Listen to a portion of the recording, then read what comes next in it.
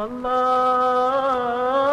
അക്ബർ അല്ലാഹു അക്ബർ അല്ലാഹു അക്ബർ അല്ലാഹു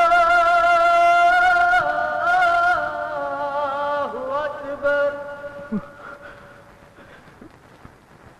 അശ്ഹദു അൻ ലാ ഇലാഹ ഇല്ലല്ലാഹ്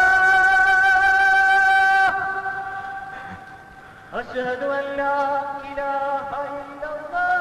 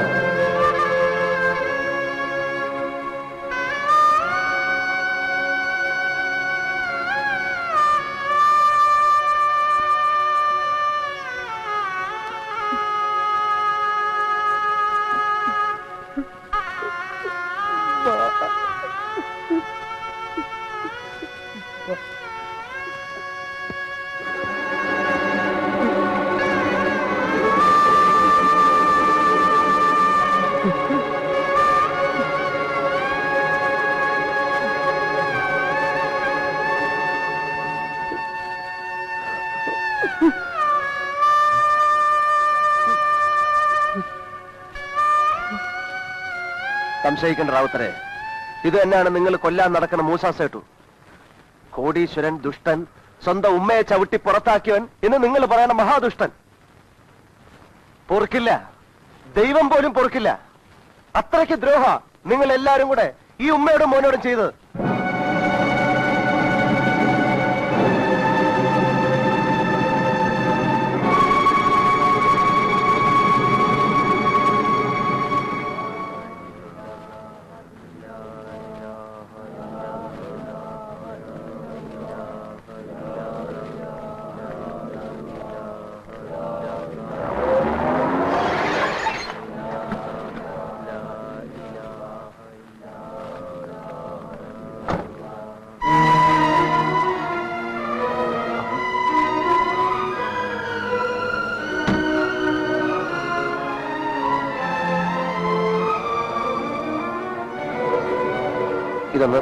ഇതൊന്ന് പിടിച്ചേ.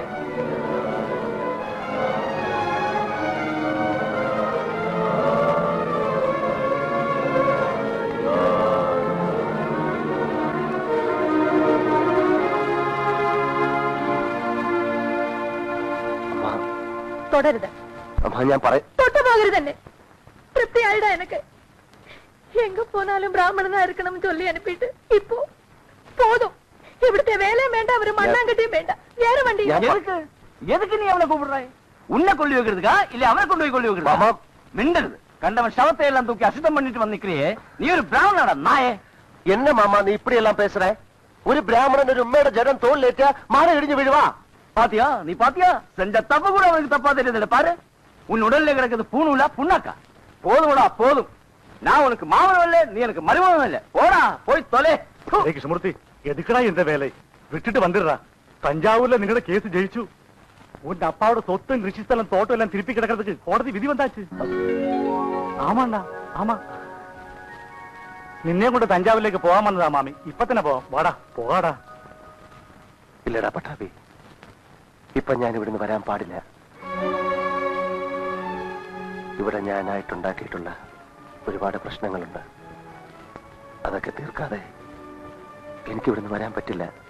അപ്പോ ഞാൻ വിളിച്ചാലും നീ വരില്ല അല്ലേ? അമ്മ എന്നെ ശപിക്കരുത്.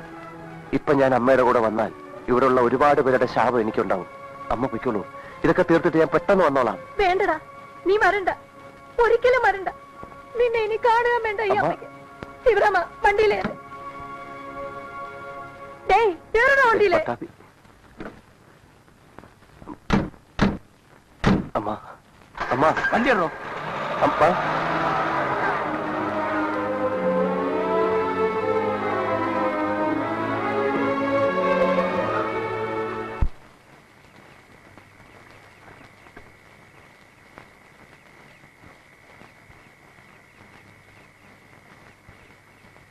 അമ്മ വന്ന് വിളിച്ചിട്ട് എന്താ കൂടെ പോവാതിരുന്നത്? എങ്ങനെ പോവും അല്ലേ? കമ്പനിയിൽ നിന്ന് ഞങ്ങളെ കുടിയൊഴിപ്പിക്കാൻ വന്ന ആളല്ലേ? അപ്പൊ പിന്നെ ആ ജോലി പൂർത്തിയാക്കാണ്ട് പോവാൻ പറ്റില്ലല്ലോ അല്ലേ? ഞങ്ങൾ എന്ത് തെറ്റിയിട്ടാ സ്വാമി ഈ ദ്രോഹമൊക്കെ ഞങ്ങളോട് ചെയ്തത്? ആ റാവുത്തരുടെയും ജോണിന്റെയും ഫ്രാങ്കിന്റെയും ഒക്കെ കയ്യിൽ നിന്ന് ഞങ്ങളെ ഒരു കാലത്തും രക്ഷപ്പെടാൻ സമ്മതിക്കില്ല അല്ലേ? എന്തെങ്കിലും ഞങ്ങൾ കേസ് ജയിക്കുന്നു, അന്ന് കിട്ടുന്ന അവകാശവും മേടിച്ച് ദൂരെ എവിടെയെങ്കിലും പോയി സ്വസ്ഥമായിട്ട് ജീവിക്കാന്നൊക്കെ ആയിരുന്നു ഞങ്ങൾക്ക്. അതാ ഇപ്പൊ സ്വാമിയായിട്ട് ഇല്ലാണ്ടാക്കിയിരിക്കുന്നത്. ഇനി എവിടെ ആയാലെന്താ, ഈ ദുഷ്ടന്മാരുടെ കൂടെ ജീവിച്ച് മരിക്കാനാണ് ഞങ്ങളുടെ വിധിയെന്ന് കരുതി ഞങ്ങൾ സമാധാനിച്ചോളാം.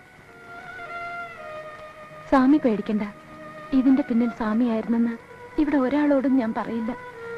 ഇനി ഞങ്ങളെ ഇവിടെ ഇറക്കി വിട്ടാ പോലും എനിക്ക് സ്വാമിയെ ഒറ്റ കൊടുക്കാൻ പറ്റില്ല. അത്രയ്ക്ക് ഇഷ്ടമായിപ്പോയി എനിക്ക് സ്വാമിയെ.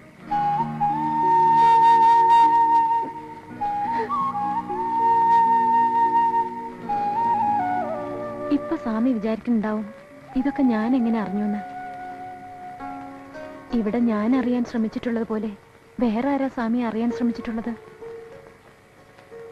അങ്ങനെ എല്ലാം അറിഞ്ഞ കൂട്ടത്തിൽ സ്വാമിയുടെ മനസ്സിലുള്ള കള്ളത്തരം കൂടി അറിഞ്ഞുപോയെന്നേ ഉള്ളൂ. പിന്നെ ഒന്നുകൂടി ഞാൻ അറിഞ്ഞു, ആ മനസ്സിൽ ഒരിക്കലും എനിക്ക് സ്ഥാനമില്ലാന്ന്.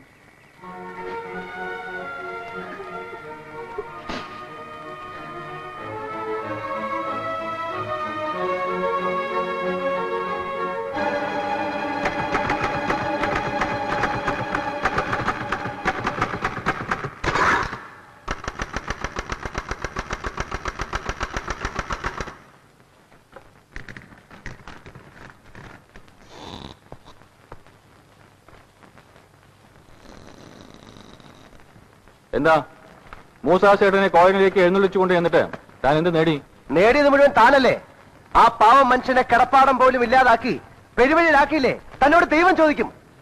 ചോദിച്ചോട്ടെ, എന്റെ കാര്യം ഞാൻ പറഞ്ഞോളാം. ഞാൻ ഒരാളെയെ പെരുവഴിയിലാക്കിയിട്ടുള്ളൂ. പക്ഷെ നീയോ 100 കുടുംബങ്ങളല്ലേ പെരുവഴി ഇറക്കിയിരിക്കുന്നത്. ഇത് കണ്ടോ, ഇത് നീ കോളനിക്കാരെ ചതിച്ചുണ്ടാക്കി തന്ന കരാറാ. ഇതുപയോഗിച്ചുകൊണ്ട് തന്നെ ഞാൻ അവരെ അവിടെ നിന്ന് അടിച്ചിറക്കും. 3 സെന്റ് പോയിട്ട് ഒരു നുള്ളു മണ്ണ് പോലും ഞാൻ അവർക്ക് കൊടുക്കില്ല. എടാ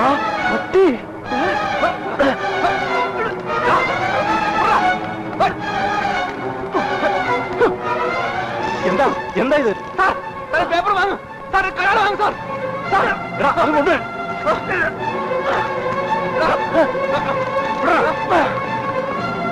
അതിന് താണ ഇന്നാ ഈ തരാൻ ഞാനായിട്ട് ഉണ്ടാക്കി തന്ന കരാറ് അങ്ങോട്ട് ചെല്ലേ. കോളനി ഒഴിപ്പിക്കാനെന്ന് പറഞ്ഞ് നീയൊക്കെ കമ്പനി അവിടെ കെട്ടുന്ന എനിക്ക് കാണണം. എടാ തൊട്ടുപോരുത്. ബ്രാഹ്മണന് പുണ്യാഹം തളിക്കാൻ മാത്രമല്ല അടിച്ച് പല്ല് ഏർപ്പിക്കാനും അറിയാം.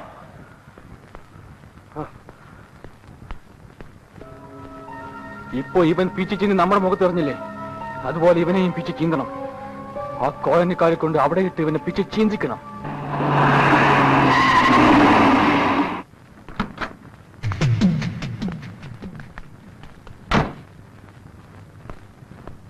ഹലോ,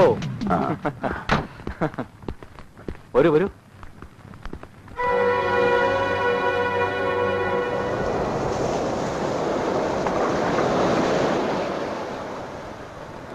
ഇനി നമ്മളല്ല, പടച്ചതമ്പുരാൻ വിചാരിച്ചാലും കോളനിക്കാരൻ രക്ഷപ്പെടത്തില്ല. രക്ഷപ്പെടാൻ ആ ദുഷ്ടന്മാർ സമ്മതിക്കത്തില്ല. അവരവിടെ ശല്യക്കാരായിട്ട് ജീവിക്കേണ്ടത് വക്കീലിന്റെ ആവശ്യമായിരുന്നു. അവരുടെ ശല്യം സഹിക്കാൻ വയ്യാതെ ചുറ്റുപാടുമുള്ളവർ കിട്ടിയ വിലയ്ക്ക് ഭൂമി വിറ്റിട്ട് പോയി. അത് മുഴുവൻ ആ വക്കീൽ വാങ്ങിച്ചു കൂട്ടി. അവിടെയാ ഇപ്പൊ അയാൾ കമ്പനി പണിയുന്നത്.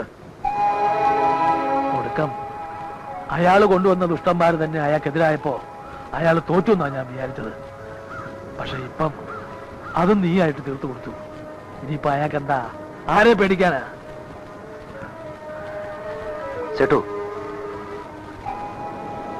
ഇല്ല, അയാൾ വിചാരിക്കുന്ന പോലെ ഒന്നും നടക്കാൻ പോകുന്നില്ല.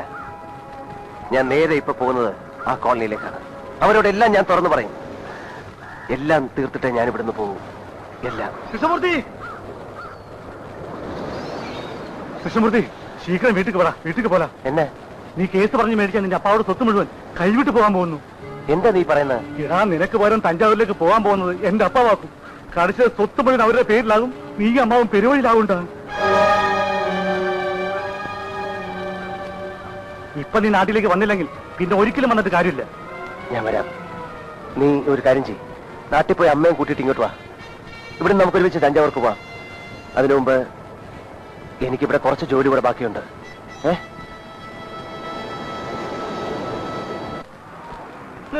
നിർത്തുക. സേട്ടു, മൂസ സേട്ടു. ഇവിടെ ഉണ്ട്. നമ്മുടെ സ്വാമി എങ്ങാനും ഇവിടെ വന്നോ? വന്നിട്ട് പോയല്ലോ. എങ്ങോട്ട്? കോളനിയിലേക്കാണെന്നാ പറഞ്ഞത്. എന്റെ ഈശോയെ, സ്വാമിനി അങ്ങോട്ട് പോവാൻ പാടില്ല. അവിടെ ആകെ കുഴപ്പമായി. എന്താ? സ്വാമി കമ്പനിയുടെ ആളാണെന്ന് അവിടെ അറിഞ്ഞുപോയി. കമ്പനിക്കാർ തന്നെ സ്വാമി ഒറ്റ കൊടുത്തു.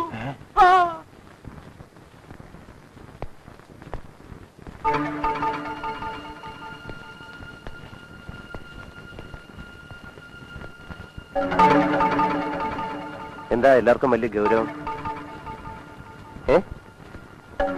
ഇതെന്താ ആദ്യമായിട്ട് കാണുന്ന പോലെ?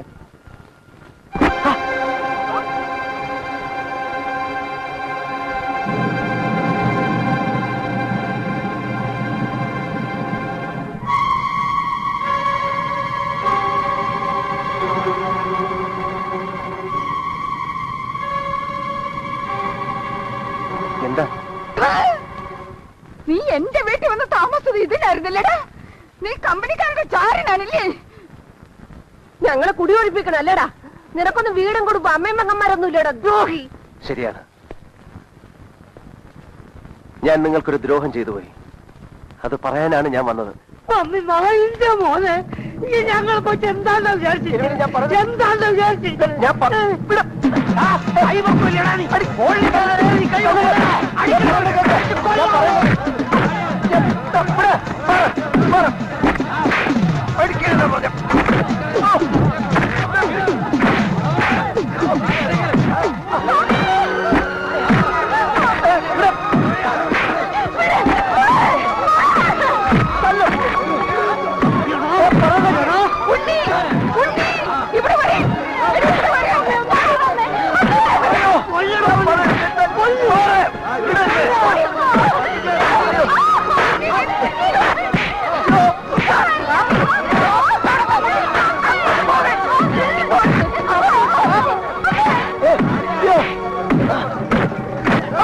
കൃഷ്ണമൂർത്തി,